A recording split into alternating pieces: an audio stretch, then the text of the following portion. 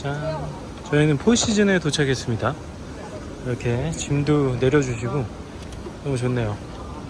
역시 포시즌 최고다. 여기가 포시즌이죠. 네, 차에서 내리자마자 짐을 다 꺼내주시고 올려줍니다. 네, 카운터도 아주 친절해요. 참 여기는 올 때마다 딱 이제 디퓨저 냄새가 있어요. 고급 호텔 냄새. 그리고 압도되는 사이즈. 멋있죠? 자, 이 제일 작은 방을 예약했습니다. 예, 뷰는 방 사이즈는 이렇고요. 커 보이는데? 와, 그래도 뷰 괜찮은데? 강, 리버뷰. 사실 제일 싼 방이라 뭐 컴플레인 할 수가 없어요. 그래도 멋있죠? 이 정도는 돼야지 호텔이라고 할 수 있지 않을까요? 꽝짜타워도 조금 보이네요. 그치? 지난번보다 훨씬 좋아. 왜냐면 약간 구조가. 그리고 여기가 이제 가장 작은 방인데도 나쁘지 않아요. 그쵸? 오, 여기 괜찮은데? 대박. 이게 저기 바깥에 안 있고, 예, 좋아. 그냥 실내에 있네요. 좀 마음에 들어. 원래 창가 쪽에 이게 바스튜브가 있거든요. 예, 괜찮죠? 마음에 들어. 그리고 똥간. 똥간은, 예, 헬로우 하죠. 이렇게 생겼어요. 사실 이 포시즌은 시설보다는 시설도 좋아요. 시설도 좋지만 너무 친절합니다. 저희가 내리자마자 기사님 바로 와가지고 바로 짐 꺼내주시고 또 여기를 올려줍니다. 네, 완전 편해요. 그런 디테일한 게. 그리고 직원이 체크인 하면은 바로 엘리베이터까지 안내를 해줘요. 이게 별거 아닌 것 같은데 사실 그거 서비스를 받는 입장에서 너무나 좋아요. 대접받는 기분이죠. 뷰도 끝내주지 않습니까? 안녕하세요, 조입니다. 반갑습니다. 저는 지금 호텔에 누워 있고요. 이번에 이제 한국에 잠깐 들렸다가 바로 중국으로 왔는데 한국에 6월 5일인가? 6월 2일인가 왔어요. 그래가지고 한 3일 정도 있다가 바로 중국에 와서 결혼식도 하고 또 여행도 가고 또 거래처도 오늘 미팅도 끝내고 했는데 너무 피곤하네요. 근데 지금 그 와이프 친구랑 와이프는 지금 저녁을 먹으러 가는데 저는 너무 몸 상태가 안 좋아서 가지 못하고 이렇게 누워 있습니다. 이렇게 또 누워서 영상을 찍는 거는 정말 오랜만인 것 같아요. 아무튼 꼴 보기 싫겠지만 양해 부탁드리고요. 그냥 제가 어떻게 살고 있는지 여러분들한테 조금 보여드리고 싶었어요. 그냥. 그래서 정말 사실 결혼식을 굉장히 늦게 했어요. 저희는 7년을 사귀었는데 사실 같이 이제 혼인신고하고 4년 전에 혼인신고하고 같이 살다 보니까 딱히 이제 결혼식을 해야 되나? 라는 생각을 했었죠. 그러면서 팬데믹이 와서 결혼식을 못하게 됐고 하려고 했었지만 그래서 이렇게 미루다 40대가 되어서야 결혼식을 하게 되었습니다. 근데 와이프는 안 해도 된다고 했는데 제가 하고 싶었어요. 그래서 하자고 했습니다. 물론 돈도 많이 들고 시간도 많이 뺏기고 그러겠지만 힘도 들고 이 의식이라는 거에 자체가 그 거의 모든 지인들한테 다 공표를 하는 거잖아요. 공식적으로. 그러니까 상당한 의미가 있더라고요. 저도 하기 전까지 몰랐는데 결혼을 하니까 뭔가 떳떳해지고 더 그리고 이제 빼이 가족의 일원이 된다는 느낌, 공식적으로 뭔가 허락을 받는다는 느낌이 강하게 들었어요. 그래서 빼이 가족들이랑도 더 가깝게 지내고 이제 저의 발언권도 생기고 그런 느낌을 강하게 받았습니다. 그래서 혹시 결혼식을 해야 되냐 말아야 되냐, 뭐 이걸 뭐 간소하게 해야 되냐 말아야 되냐 이런 고민하고 계신 분들 많을 텐데, 여건이 된다면 저는 크게 하면 크게 할수록 좋을 것 같아요. 솔직한 생각으로 여건이 된다면. 근데 여건이 되지 않아도 정말 가까운 지인들이나 가족들을 불러놓고 할 필요는 있을 것 같습니다. 그게 그런 의식이라는 거가 주는 그런 무게 같은 게 있거든요. 그래서 저는 굉장히 뒤늦게했지만 여러분들은 제때 더 젊어서 더 예쁘고 아름다울 때 하셨으면 좋겠어요. 그리고 제가 이제 중국에 4년 만에 왔거든요. 저는 이제 와이프가 중국인이다 보니까 중국에서 한 2년 정도를 살았어요. 처음에 이제 벌써 한 7년 전이죠. 그때 이제 중국에 게스트하우스를 차려가지고 여기서 돈도 벌고 그러면서 생활을 했는데, 물론 그때 이제 한국에서도 게스트하우스를 운영하고 있을 때였고요. 의자 사업도 하고 있었을 때였죠. 그때 와서 이제 살았는데 이제 4년 만에 온 거거든요. 코로나 때문에. 굉장히 많은 게 바뀌었어요. 그래서 제가 중국에 대해서 한마디 말씀을 드리자면, 사실 한국 언론이나 뭐 미국 언론도 똑같아요. 중국에 대해서 부정적인 기사들만 위주로 씁니다. 그래서 제가 깨달은 거는, 미국에도 지금 살고 있잖아요. 거의 10개월 가까이 살고 있는데, 느낀 게 미국 언론, 뭐 BBC나 뭐 CNBC나 뭐 이런 주류 언론들 있잖아요. 그 레거시 미디어라고 하나? 아무튼 간에 그런 미디어들이 정직하지 않다는 거 똑같아요. 한국에서 이제 미디어들이 하는 것과 다 동일하고. 그래서 정치권에 편승해서 그들이 원하는 기사들을 흘려서 우리 대중들을 현혹시키는 거죠. 그러는데 대부분 사실이 아니라, 그러니까 사실도 있겠죠. 팩트 기반으로 뭐 사건 사고나, 한국도 되게 진짜 엽기적인 살인 사건들 많이 일어나잖아요. 근데 그런 것들만 가져다 퍼다 나르는 거예요. 그러면은 부정적인 인식이 생기고, 대부분 중국에 대한 기사들이 나오면은 짱깨 꺼져 뭐 이런 거잖아요. 그렇죠. 근데 그렇지 않아요, 여러분. 제가 뭐 중국인이랑 결혼해서 이런 얘기를 하는 게 아니라, 중국이 엄청 발전했어요. 실제로 엄청 발전했고, 여러분들이 상상하는 것 이상으로 테크놀로지 쪽은 엄청납니다. 그리고 뭐 공산주의 뭐 이렇잖아요. 그런 거 전혀 느낄 수 없어요. 뭔가 정부의 허락을 다 받으면서 해야 될 것 같죠. 그렇지도 않아요. 뭐 대기업 탄압받고 그런 게 뭐 일부 있긴 있지만, 뭐 그렇게 모든 기업들이 다 탄압받거나 허락을 받아가면서 비즈니스 해야 되는 것도 아니고요. 물론 그 공산당이 집권을 하고 있기 때문에 굉장히 파워풀한 건 맞아요. 그 정치적인 권력이. 하지만 그 공산당에 다 가입할 필요도 없고 자기 마음이에요. 그리고 한 달에 얼마냐? 60원인가? 한 회비가 있거든요. 근데 탈퇴하면 그 회비 60원인가 안 내도 돼요. 60원이 얼마냐? 한 1200원 정도 되는 겁니다. 그쵸. 60원.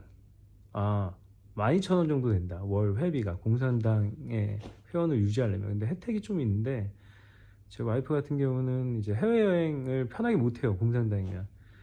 약간의 제한이 있어서 탈퇴했다 그러더라고요. 중학교 때인가 고등학교 때인가 아무튼 간에. 그래서 중국이 굉장히 자유가 제한된 나라는 아니에요. 오히려 어떤 면에서 보면은 놀라울 정도로 자본주의의, 극단적인 자본주의에 더 가까운 모습을 볼 수가 있어요. 그리고 중국이 더럽냐? 그렇지 않아요. 한국도 지저분한 곳 있고 재래시장 같은데 그러지만, 뭐 중국도 마찬가지고, 올드타운 같은 데 가면 좀 지저분한 건 사실이에요. 재래시장 같은 데 있는데. 근데 그렇게 지저분하지 않습니다. 대부분 굉장한 빌딩들과 한국보다 더 잠실 같은 사이즈 빌딩들이 곳곳에 엄청나게 많이 있어요. 시골만 가도 공항도 있고 고속철도 있고. 그리고 그래서 여러분들이 알고 있는 중국에 대한 사실은 사실이 아닐 가능성이 크다. 편견의 가능성이 크다라는 거 한마디 말씀드리고 싶고요. 그렇게 중국에 대한 편견이 안 좋을 수밖에 없는 건 저는 충분히 해요. 저도 그랬으니까. 저도 뭐 인유 캡슐에 뭐 장기 털리고 술 취하면 뭐 이런 거 저도 믿었었어요. 중국에 제가 8년 전에 처음 가기 전에는. 근데 중국에 8년 전에 처음 가보고 나서 중국이 기회의 땅이구나 깨달은 데까지는 오래 걸리지 않았어요. 예, 굉장히 기회가 많았고 좋은 제품들을 워낙 싸게 살 수 있는 그런 마켓들이 온라인과 오프라인 너무나 많았기 때문에 돈을 벌 수 있겠구나라는 생각을 저는 많이 했고, 그래서 사실 구매 대행도 잘 하고 있고 총판 비즈니스도 하고 있고 중국 사람들과 일을 통해서 돈을 벌고 있는 거죠. 좋은 제품들을 국내에 팔면서 이제 미국에도 팔기 시작했죠. 그러니까 여러분들이 그 편견을 갖는 거는 좋잖아요. 여러분들한테 좋지 않습니다. 항상 열어두고 이게 팩트가 진짜인지 아닌지 직접 한번 똥인지 된장인지 한 번씩 찍어 먹어보는 그런 습관을 들이는 게 훨씬 더 좋다고 생각을 해요. 갑자기 배터리가 다 떨어져서 꺼졌는데 그런 면에서 저는 여러분들이 직접 중국에 여행을 한번 갔으면 좋겠어요. 여행을 가서 중국이 진짜 어떤 나라인가. 사실 중국 워낙 넓기 때문에 뭐 북경, 청도, 뭐 스촨 저쪽 내륙 지방이고 거기서부터 뭐 상해, 항저우, 뭐 현전, 뭐 광저우 이렇게 주요 대도시들 있잖아요. 한 번씩 기차 타고 기차 비용 진짜 싸거든요. 그래서 기차 특히 고속철이 있어서 너무나 편하게 갈 수 있습니다. 돈만 조금 더 내면은 비즈니스 클래스로 끊으면은 진짜 대한항공 비즈니스 클래스 못지않게 편해요. 그래서 중국 여행을 한 번씩 해보면서 중국에 얼른 정확한 중국을 볼 수 있도록 눈을 떴으면 좋겠어요. 만약에 제가 아들이 커서 그때는 또 달라질 수 있겠지만 지금 만약 제 아들을 중국이나 미국 둘 중에 어디로 유학을 보낼 거냐면 저는 무조건 중국을 선택할 거예요. 물론 학문적으로는 아직까지 미국이 논문의 질이 좋다고는 합니다. 와이프가 제가 의대 박사 과정 중이거든요. 근데 논문 수량으로 보면은 중국이 미국을 이미 압도한 지 오래됐어요. 양이 받쳐주다 보면 어떻게 돼요? 질이 높아지겠죠. 그래서 뭐 당연히 질도 올라갈 거라고 생각하고요. 저는 그럴 것 같아요. 그리고 실제로 제 와이프 교수님, 중국인 교수님이 계신데 자기 아들도 로체스터 대학이라는 명문 대학이거든요. 거기 다니는데 중국으로 유학을 가라고 하고 있어요. 그렇게 보내려고 계획을 하고 있고. 왜냐면은 중국이 엄청 젊고 역동적이에요. 아마 중국 여행을 해보시는 분들은 온갖 유모차에 애기들이 어디 가는 곳마다 애기들이 그렇게 많아요. 한국은 지금 출산율이 떨어져가지고 난리잖아요. 아예 인구수가 줄고 있죠. 근데 중국 아직도 엄청나게 늘고 있고 굉장히 젊습니다. 부모들도 젊어요. 대부분 얘네들 결혼을 빨리 하기 때문에 20대 중반 정도면 결혼을 해요. 물론 지역마다 조금씩 다르긴 하지만 하지만 20대 중반, 후반까지는 대부분 합니다. 할 수 있는 애들은 조금씩 늦춰지고 있긴 해요. 중국도 정말 물가가 오르고 살기 팍팍해지면서. 하지만 아직 아기를 키울 수 있을 만큼의 경제 여건이 돼요. 물가가 싸기 때문에 돈은 많이 못 벌어도. 참고로 제가 오늘 선전에 저희 피도 자전거 만나서 이런저런 얘기들을 했는데 실제로 선전에 테크 기업들 있거든요. 선전에 테크 기업들의 이제 중소기업들은 한 200만 원이 초봉이고요. 월급이고, 그리고 좀 대기업 텐센트나 뭐 그런 웨이보 이런 데들 있잖아요. 그리고 뭐 DJI나 이런 데들은 한 300만 원이 이제 첫 월급이 보통 거기서부터 시작해요.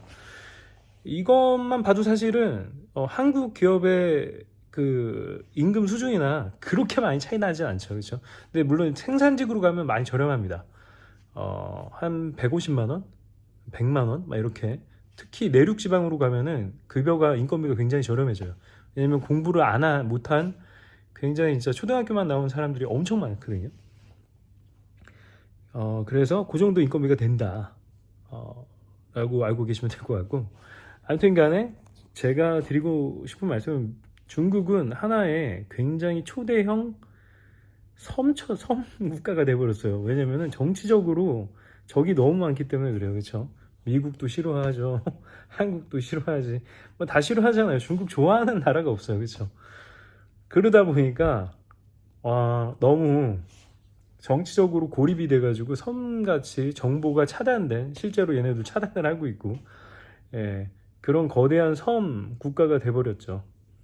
예, 그래서 여러분들한테 제가 기회라고 얘기하는 거예요. 왜냐면 한국에 계신 대부분의 사람들은 중국을 몰라요.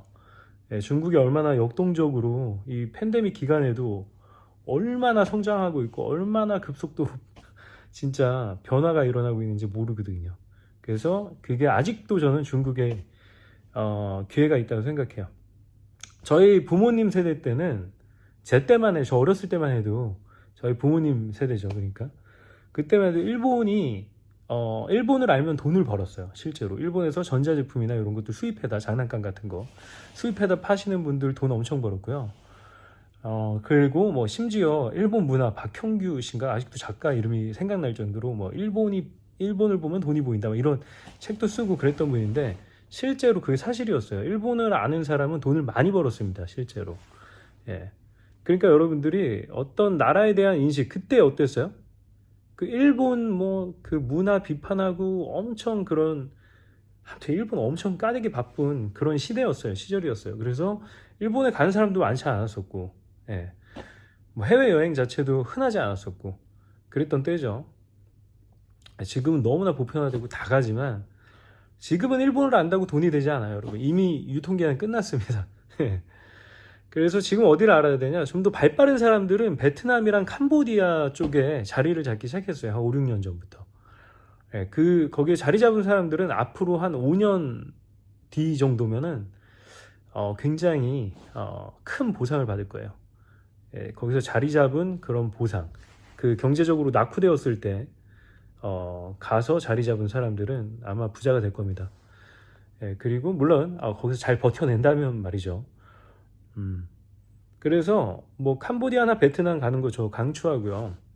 그리고 중국 아직 기회가 많습니다. 중국 워낙 땅덩이가 크기 때문에 중국을 알면은 돈이 보인다. 이걸 제목으로 해야 되겠다. 그래서 여러분 정말 중국에 대한 편견, 그런 뭐 이상한 엽기적인 그런 사건 이런 거에만 관심 두지 마시고, 중국의 경제 발전, 테크 뭐 이런데 문화 이런 거에 좀 관심을 가져보세요. 제가 장담하는데 중국의 시대가 다시 올 겁니다. 그 홍콩 영화가 저희 어렸을 때 엄청 인기 많았거든요. 문화적으로도 엄청 빨리 성장하고 있어요. 실제로 이제는 물론 베끼는 것도 많지만, 원래 처음에 다들 바뀌지 않습니까? 프로그램도 그렇고, 뭐 잘못된 거긴 하지만 저작권료를 내고선 포맷을 사서 해야 되긴 하지만, 아무튼 간에 빠르게 컨텐츠도 올라오고 있더라고요. 제가 이제 저희 아버님 삼성 TV를 사드렸거든요. 85인치 TV를 되게 좋은 걸 사드렸어요. 그리고 홈시어터, 스피커 삼성 걸로 딱 싹 다 맞춰다가 11채널 스피커를 사드렸는데, 그리고 사고 나서 이제 여러 가지 동영상 플랫폼들이 많거든요. 보는데 콘텐츠 볼만 하더라고요. 제가 중국어 잘 모르지만 자막도 많이 나오고 영어 자막도 많이 나와요. 그래서 보면서도 중국이 이제 컨텐츠도 그렇게 촌스럽지 않고 잘하는구나. 확실히 땅덩이가 크니까 재능이 많은 사람도 많구나. 그런 생각도 했습니다. 아직까지는 한국의 걸그룹에 미치지 못해요. 하지만 그래도 뭐 봐줄만 해요. 아무튼 그렇습니다. 그래서 이 영상의 제목은 중국을 알면 아직도 돈을 벌 수 있다. 제가 지금 중국을 통해서 돈을 벌고 있잖아요. 여러분도 중국에 빨리, 정확한 중국에 그런 아주 파편적이고 아주 그냥 정치적으로 치우치고 혐오 감정만 조장하는 그런 기사들만 보지 마시고, 거기에 댓글 다는 사람들은 다 장님이라고 보시면 돼요. 제가 장담하는데 진짜로 거기에 부정적인 댓글 다는 분들은 실제로 중국 깨끗하고 잘 삽니다. 굉장히 잘 살아요. 아마 이제 조만간 그 GDP가, 여기 인구가 워낙 많으니까 도시마다 격차도 크고 하지만 올라오지 않을까. 워낙 이 내수 시장이 엄청 크잖아요. 그래서 사실 수출을 하지 않으면은 수입하지 않는 나라가 경제적인 타격을 받는 구조이기 때문에 여러분들이 중국을 똑바로 아시기를 저는 추천드립니다. 제 야경 한번 보여드릴게요. 여기 포시즌 호텔 70층인데 너무 아름답습니다. 아이고. 예. 여기는 이제 광저우고요. 광저우에서 비행기 타고 내일 한국에 가기 때문에 포시즌 호텔을 잡았습니다. 이제 광저우에 올 때는 무조건 포시즌 호텔을 잡거든요. 너무 좋아요. 항상 올 때마다 좋아. 예. 야경 멋있죠? 저기 보이는 게 광저우 타워예요. 저기 보이는 타워가.